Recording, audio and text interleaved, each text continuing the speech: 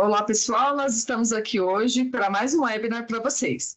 Hoje o nosso tema é auditoria e ela como uma ferramenta de melhoria contínua. A nossa convidada de hoje é a Eliane Santana e ela é biomédica, especializada em administração de serviços de saúde, administração hospitalar, tem mestrado em farmacologia e uma experiência vasta em gestão de qualidade. Ela já foi avaliadora da ONU, participa de vários programas de saúde, gerente de qualidade e ela tem uma consultoria também de qualidade. Eliane, é um prazer tê-la aqui conosco e mais este canal. Nesse bimestre nós temos um artigo maravilhoso dela na nossa edição 180. Espero que vocês saibam um pouco mais sobre o trabalho dela lá. E, Eliane, eu agradeço por você estar também neste canal, NewsLab Webinars, aqui compartilhando um pouco do seu conhecimento conosco. Fala mais um pouquinho para nós sobre a sua experiência. Bom dia, queria agradecer muito a oportunidade de estar aqui. É sempre uma honra poder falar dessa história da qualidade, né? Que a gente gosta tanto dessa... E principalmente da ferramenta de auditoria, que é um poderoso aliado aí para a implantação do próprio sistema de gestão e para o dia a dia, né, das instituições realmente entenderem o cenário do que está acontecendo. Já que você me deu a oportunidade, vou falar um pouquinho da Master Quali. Master Quali é uma consultoria que eu fundei em 2018. Já tenho alguns projetos aí no caminho para usar como referência para quem tiver interesse. Tenho muito como essência prestar não só o trabalho de consultoria, mas também assessoria. Então, fundei uma empresa que fala muito de um trabalho perfilizado para cada um dos clientes, né? Que eu acho que essa é a parte bacana. Então, sim, falar das melhores práticas, mas a gente também deixar ali para o cliente um legado de uma construção perfilizada de acordo com a necessidade dele. Então, depois entrem nas páginas sociais, Master Quali Assessoria e Consultoria, tá bom? É um prazer falar com todos. Ah, que bacana. E é exatamente o tema do teu artigo na edição 180 da revista NewsLab, né? Me falar aqui mais um pouquinho também, por que a auditoria é uma ferramenta tão importante de melhoria dentro do laboratório, aqui no caso, né? Mas acredito em todos os ramos, né? A auditoria, ela vai mexer com toda a estrutura organizacional, né? Então, ela precisa começar vindo da alta direção, né? Na implantação. Ela precisa ter uma validação de toda a média liderança para o programa como um todo. Ela vai precisar mexer com a operação, vão existir muitos comunicados, né, explicando o que é o programa de auditoria, e é a chance de que todo mundo possa se envolver, né? Então, se eu sou da operação e eu tenho alguma oportunidade ali no meu trabalho, é no processo de auditoria que isso sabidamente vai aparecer, tá? Então, eu diria que é uma ferramenta que ela vai trabalhar muito forte a comunicação da alta liderança até a operação, e acho que é aí que está a grande riqueza para a melhoria, tá? É verdade, né? A gente tem experienciado que até nos relacionamentos, né? Qualquer tipo de relacionamento, seja empresarial, seja afetivo, a comunicação é realmente a chave do sucesso, né? Então, é importante mesmo. E além da comunicação, quais são os passos importantes para a implementação dessa ferramenta de qualidade, da auditoria nas empresas? Eu acho que eu falo muito em transparência nas aulas que eu dou, né? Então, eu acho que o programa ele precisa ser desenhado, sim, de uma forma tecnicamente sustentável, e aí eu estou falando do número de auditores, da formação dos auditores, eu estou falando do cronograma de auditoria, né? Porque não adianta você desenhar um cronograma gigantesco de auditorias, sendo que você não tem a condição de exercer aquilo no momento daquela instituição.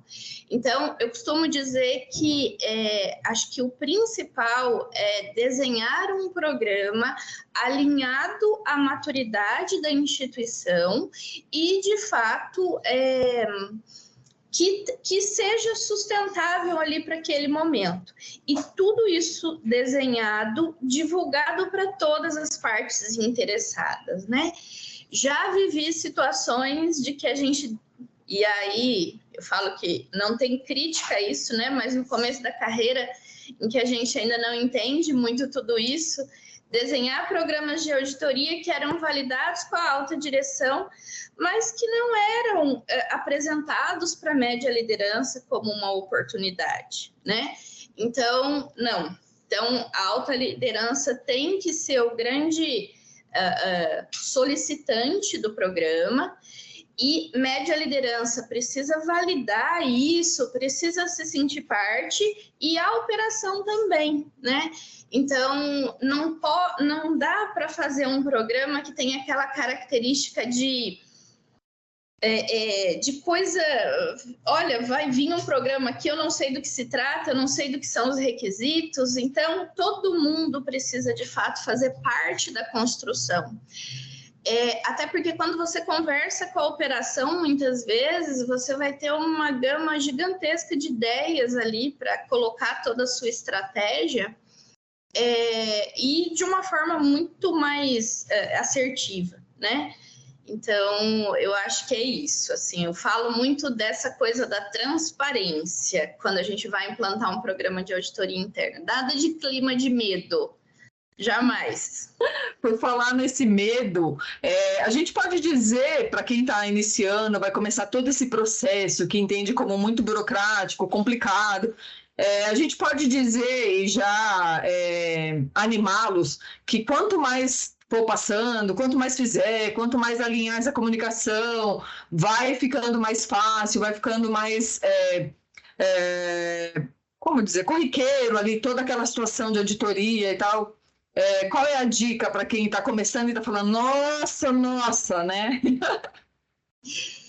Eu acho que a dica é desenhar um programa, como eu falei, sustentável. O que eu já vivi como... na minha carreira, é desenhar um programa enorme que não cabia ali no momento daquela instituição. Então, isso desgasta muito todas as partes, isso perde a credibilidade, isso vira papel, né?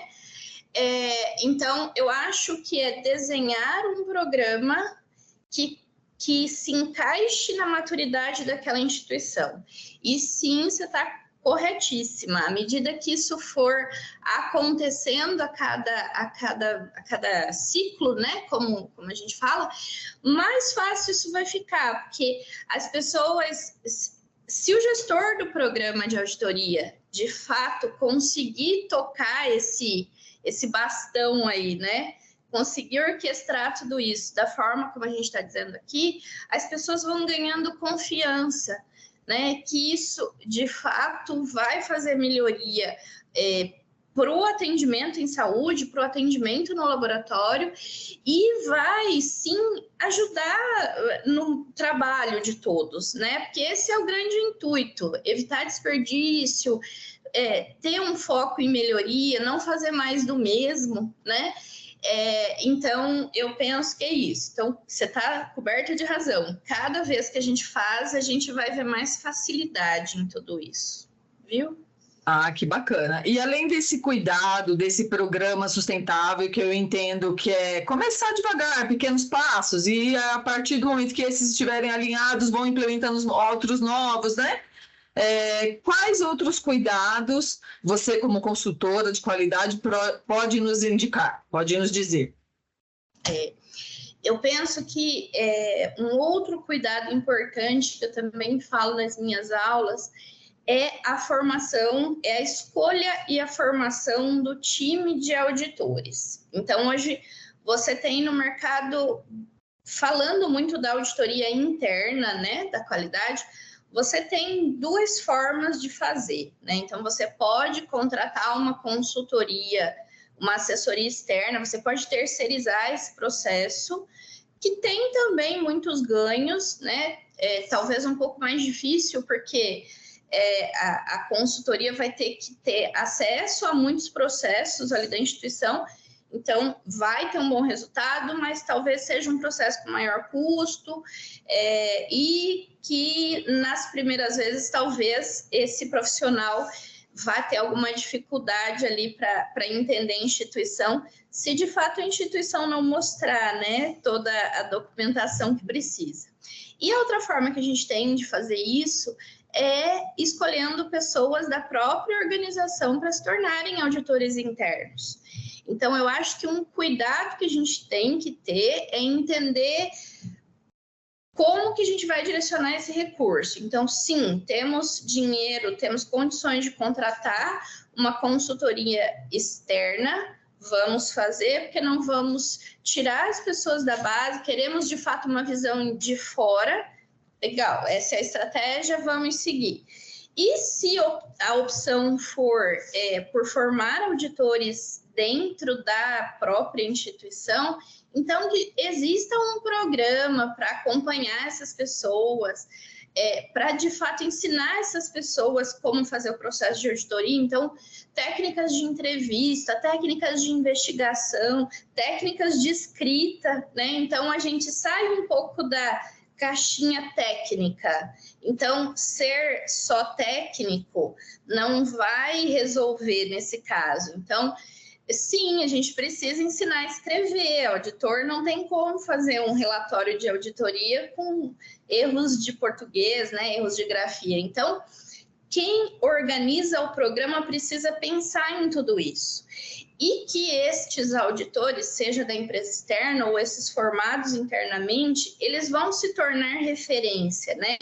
O auditor, ele acaba virando aquela figura ali, se tornando aquela figura dentro da instituição, que vai ajudar na mudança, que vai trazer sugestões de boas práticas, né? A hora que a coisa encorpa, o auditor ele começa a ser esperado, então você quer ouvir as boas práticas que ele tem para trazer, né? Então, eu acho que um outro ponto, eu deixo aqui como sugestão, um ponto importante é a escolha e em cima da escolha, como é que vai ser a formação desse auditor aí para que ele se torne referência mesmo.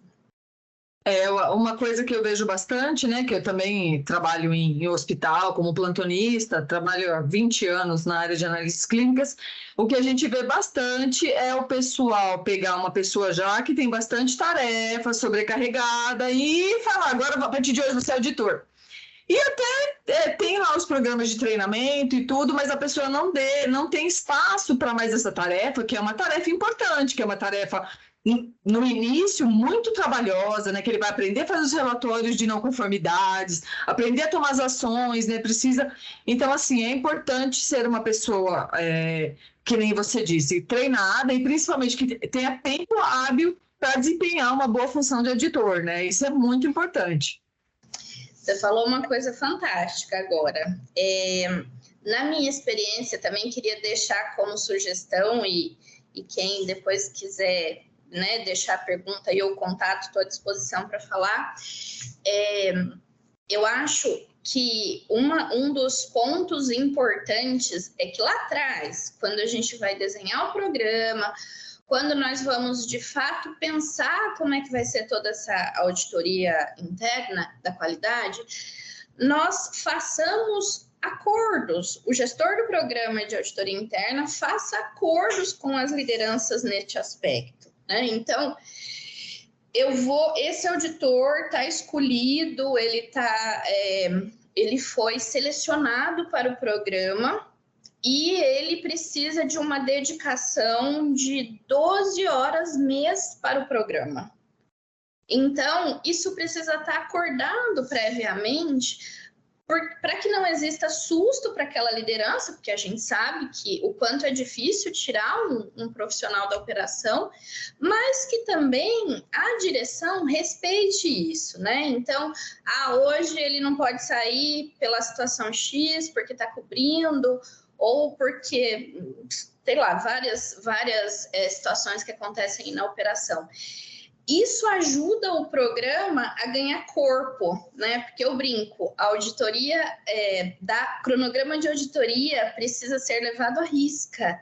O pior cenário é aquela situação em que a auditoria de hoje está cancelada porque a equipe de auditores teve um contratempo, teve um problema. Isso desgasta muito o programa, né? Então, lá atrás, quando a gente vai desenhar isso precisa estar pactuado. O gestor do programa de auditoria com a média liderança, né, e com a alta liderança, para que essa pessoa, de fato, tenha tempo para se formar e se desenvolver. E aí, uma vez escolhido esse auditor, ali possíveis auxiliares, qual que é a principal função desse auditor dentro do laboratório?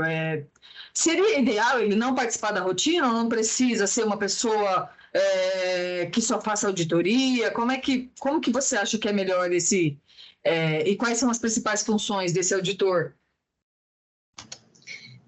Embora esse auditor, eu acredito muito que ele, quanto mais conhecedor da operação, mais ele vai conseguir fazer uma entrega interessante para o programa de auditoria. Então, sou favorável que ele seja, sim, da operação. O cuidado que a gente tem que ter quando a gente vai desenhar ali o cronograma, vai fazer a distribuição da equipe, é só que ele não audite uma área. Ele é da hematologia, então eu vou buscar uma pessoa lá da bioquímica para vir auditar a hematologia. Então, é só o cuidado para trazer uma pessoa, né, de outra área para fazer a auditoria da área dele, mas sou super favorável a que ele participe sim da operação. E aí tem um outro desafio, porque ele vai, no dia da auditoria, precisar trocar de chapéu, né? Acho que é um pouco isso, né? Então, acho que esse é o desafio do desenvolvimento desse programa e a formação que eu falei lá atrás do auditor. Então, o auditor, no dia da auditoria, ele tem que, de fato, ter uma outra conduta, trocar de chapéu e passar para o lado de que ele tem que ter uma visão crítica, uma visão construtiva ali no processo, né? Senão ele fica... eu acho que o auditor ele vai, ao longo do tempo, tendo o desafio de desenvolver a visão sistêmica. Acho que esse é o grande ponto, né? Então, muitas vezes um apontamento que ele vai fazer ali na hematologia está ligado a uma oportunidade que a gente tem lá no posto de coleta, lá no preparo dos exames, né? Então, eu acho que esse é o grande desafio, que ele é da área técnica, então ele comece a pensar extra área técnica, para que de fato ele traga as melhorias. Que vem novamente a comunicação, né? Aí ele vai comunicar com o outro setor, o que a gente pode melhorar para isso aqui não acontecer mais, e ele vai colocar tudo aquilo no papel, e vai ser de conhecimento de todos os setores, né? Então, novamente, a comunicação vai fazer o seu papel aí de interagir todos os setores para ver essa melhoria conjunta, né? Bacana. E aí, nessa função de auditor, como ele se destaca? Através de treinamentos? Como que esse auditor faz para se destacar nesse papel e, de repente, gostar, né, e querer mais?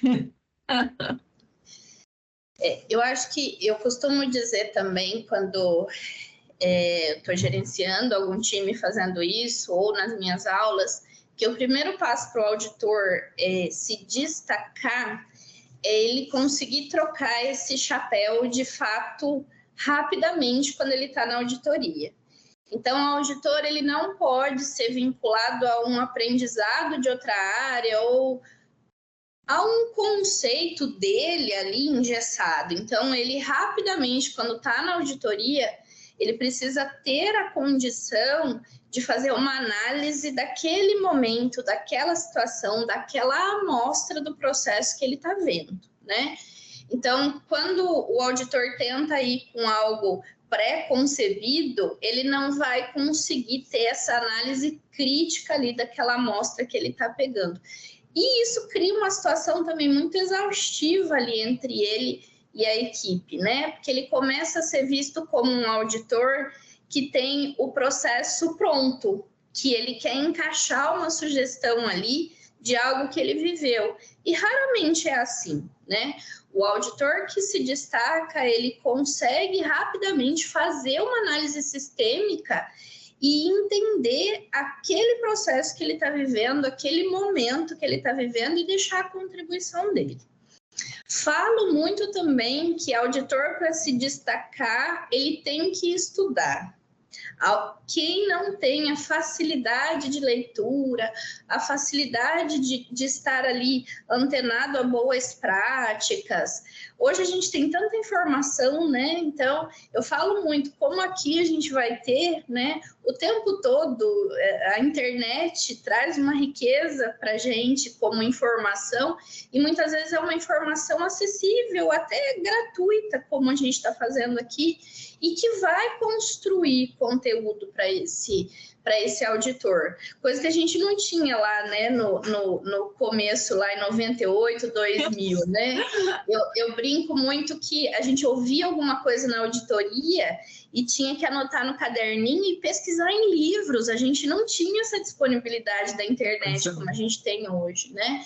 Então, auditor precisa ser antenado e gostar de estudar. Acho que esse é um ponto importante também para ele se destacar.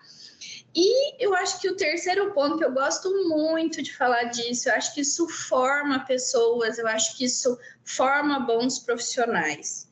É transparência sempre no processo, né?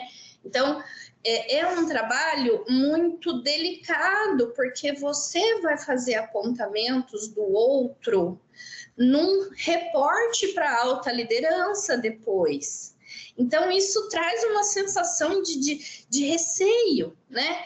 Então, o auditor, ele precisa já comunicar ali, olha, tua análise, o requisito sobre análise de controle externo, infelizmente vai ficar não conforme por esse motivo, né?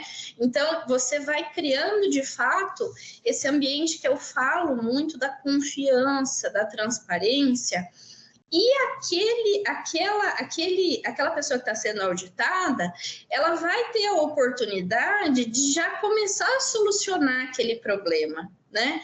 Então, você faz fechamentos ali, rapidamente, na área e já conta o que está não conforme, né? A gente precisa desmistificar essa coisa do relatório de auditoria ser uma surpresa, né? Não tem situações assim, quer dizer, e veio na auditoria. Não pode, né? Isso tudo precisa ir sendo passado, consensado ali ao longo daquela conversa.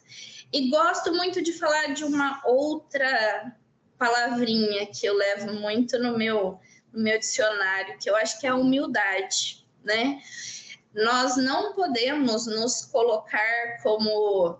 O auditor, ele começa, às vezes, a ser visto como uma entidade, né? O auditor, né? Não, ele é um ser humano, que ele sim pode errar, então que ele sim pode não entender alguma coisa e ele precisa assumir isso. Eu acho que aí está, de fato, o auditor que vai se destacar.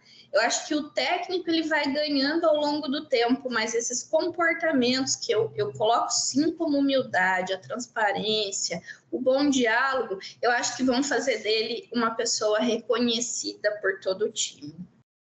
Então, acho que a empatia também entra, né? É empatia das duas partes. Da parte técnica, quando, de repente, o auditor não entende ali e é necessário explicar um processo para ele poder entender melhor. e tanto do auditor quando ele tem que falar que aquilo entrou como uma não conformidade, ele, né? Porque existe muito medo também, né? Quem vai ser auditado vem a entidade, né? E tem muito medo. Então, para quebrar um pouco isso, ele saber como falar. Então, além de todo o estudo sobre as normas, sobre tudo que ele vai auditar, ainda vale a pena um estudo, uma leitura sobre essa forma de tratar, de lidar com as pessoas, né? Como levar isso para a alta gestão de uma forma branda, de uma forma que, ao invés de quem foi auditado e levou a não conformidade, ao invés de ficar bravo, ele levar aquilo como evolução de todos juntos, do auditor, do setor, a alta direção também saber como interpretar isso de uma boa forma, né?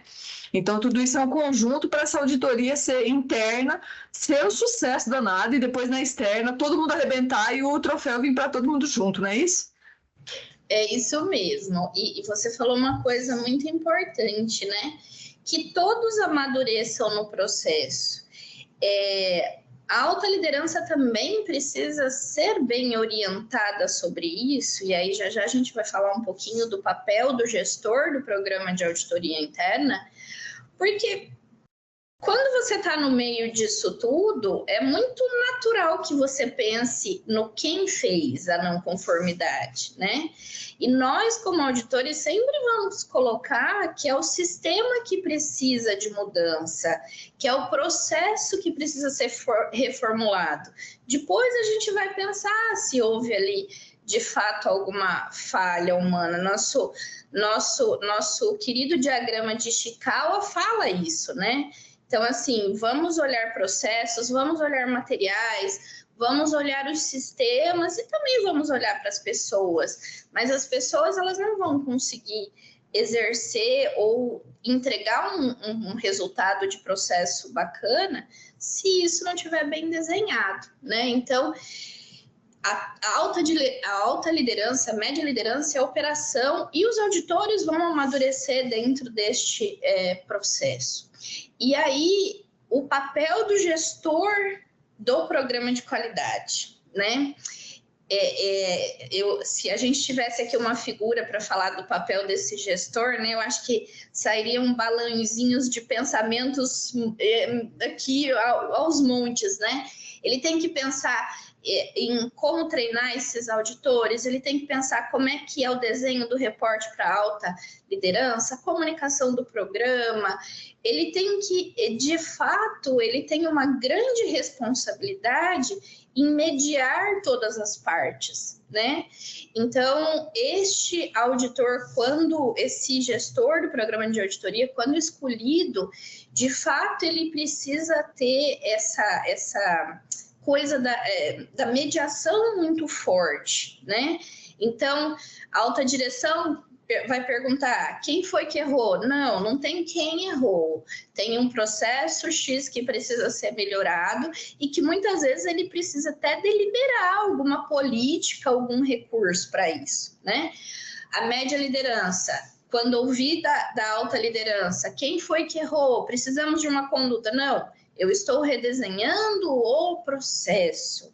Eu tirei daqui esta oportunidade. E a operação começar a entender isso, de fato, como toda a melhoria que isso gerou no trabalho dela e na entrega que ela tem que fazer, né? Então, eu coloco também aí na nossa conversa o papel desse gestor do programa de qualidade como muito importante para que toda esse trabalho, de fato, seja consistente. Acho que é isso, né? Acho que todas as partes vão crescer e esse gestor da qualidade, eu coloco ali um peso muito grande nele, nesse aspecto. Porque muitas vezes a atitude que ele vai tomar num reporte ou numa fala pode colocar ali tudo em descrédito. Todo o programa perdeu a força, né? Tem aquela premissa que diz que ninguém saiu de casa para errar, né? Ninguém saiu de casa para ir lá errar, mas acontece. Aí tem que ver no sistema o que está acontecendo, e de repente, às vezes, é um erro de alguma pessoa, né? Mas por conta de algum outro processo. Considerar também que, às vezes, a pessoa trabalha super certo e, de repente, na auditoria, ali, na pressão, na tensão, no medo, aconteceu de errar. Então, Isso tudo que você falou do gestor é muito importante mesmo, para não quebrar com tudo isso daí, que é muito trabalhoso para chegar até nesse ponto, né? E não acontecer esse descrédito realmente. E o que a gente vê, né? As instituições, elas vivem numa rotina tão acelerada, né? Assim, cada vez mais a gente precisa atender o cliente, a gente precisa atender, falando especificamente da área de laboratórios, atender cada vez mais a legislação vigente, somos fiscalizados o tempo todo, então a operação tem sempre uma rotina intensa, né? Então, se quem está desenhando o programa não tiver essa, eu vou chamar até de uma certa delicadeza em ler tudo isso, né? Então, a alta direção não tem como participar de um reporte de auditoria interna que dure 4 horas, né? A alta liderança, ela tem outras responsabilidades ali na sustentabilidade do negócio que não dá para toda semana ela ter uma reunião de 4 horas. Então, eu como gestora do programa, eu vou precisar pensar numa ferramenta de reporte simples, fácil, compreensível para todas as partes, inclusive para a alta liderança. A média liderança, ela vai estar, como falamos, meio abalada ali, principalmente quando a coisa começa, né? Nas instituições que ainda não têm a cultura para isso. Então, ela também vai precisar ser acolhida por esse gestor do programa de auditoria, ela vai precisar ter este apoio nas implantações, né? E o time de auditores, por sua vez, com toda essa formação que falamos aqui, para que, de fato, ele crie esse ambiente que falamos com mais facilidade, né? E uma outra coisa que eu coloco como cuidado também, quando eu coloco um auditor para fazer parte do meu programa, algumas pessoas que, às vezes, não momento de carreira, de novo, nenhuma crítica a isso, mas o auditor, ele não pode se colocar como alguém que não erre, né? Como falamos aqui, você trouxe muito bem, a empatia é algo extremamente importante. Quando eu estou à frente de algum programa, como já estive, eu sempre gosto de dizer assim, olha, você vai para a auditoria e você vai ficando vermelho, né? O pescoço fica vermelho com o que você está vendo, eu fico muito vermelha no pescoço. Volta e pensa, o que você faria de melhor se você estivesse no lugar daquela pessoa, nas condições que ela tem, no sistema que ela opera? Talvez você estaria fazendo o mesmo processo que ela, né? Então, o cuidar, acho que a empatia, você foi perfeita, é de fato a palavra lema aí para isso dar certo. Até para se colocar no lugar e até mesmo para a hora de corrigir alguma coisa que for necessário, né? Bom, da minha parte é isso. Se você quiser complementar com mais alguma coisa. Eu queria agradecer demais a oportunidade, conte sempre comigo, adoro trocar conhecimento, adoro trazer um pouco dessa coisa que não está no livro, né?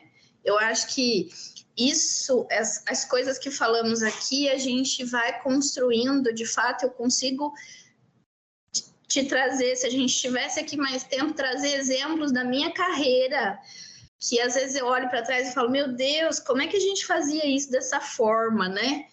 Então, eu acho que o que a gente fala nesse tipo de fórum, que é a informação tão interessante, que tá fácil, tá acessível, nós sempre vamos falar o que não está no livro e, de fato, construir essa experiência, né?